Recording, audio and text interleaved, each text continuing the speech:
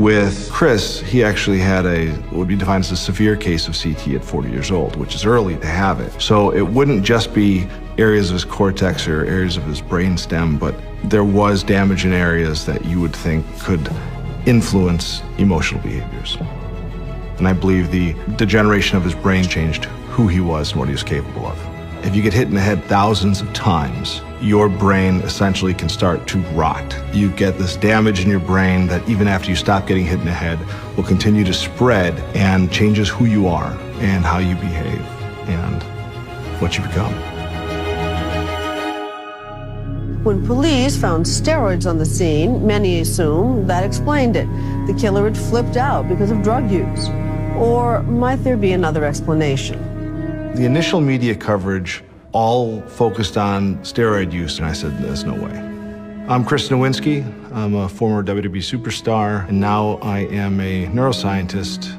My wrestling career came to an end because I had a series of concussions that I didn't quite appreciate were concussions.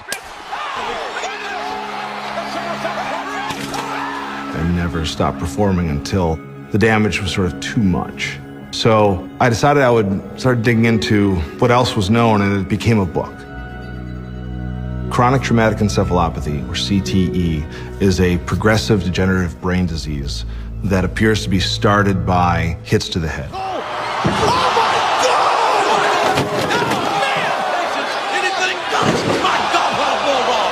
What I knew about CTE at that time was that there were 4 cases of NFL players. 2 had died by suicide, and 1 had started hearing voices and led the police on a chase through upstate New York and died in a fiery crash going on the wrong side of the highway. When I heard about what happened with Chris Benoit, I immediately remembered a conversation I'd had with him maybe 6 months prior. I remembered that he had sat next to me in the locker room, and he said, I heard you writing a book about concussions. I was like, yeah. And he goes, I'm interested in what you're learning. And he's like, how many concussions have you had, before you had to retire? And I said, well, I can remember at least 6, but I probably had more. And I said, how many have you had?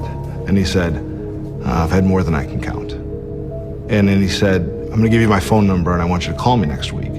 The next week I called him. It sounded like he was in the middle of an argument. He was clearly agitated. It sounded like someone else was there. He just said, hey, I can't talk right now. Can I call you back? And I said, sure. I wonder if the reason he was asking me to call him was that he knew that something was going on, but he didn't quite appreciate what that was. And so I decided that I really needed to know if Chris had CTE.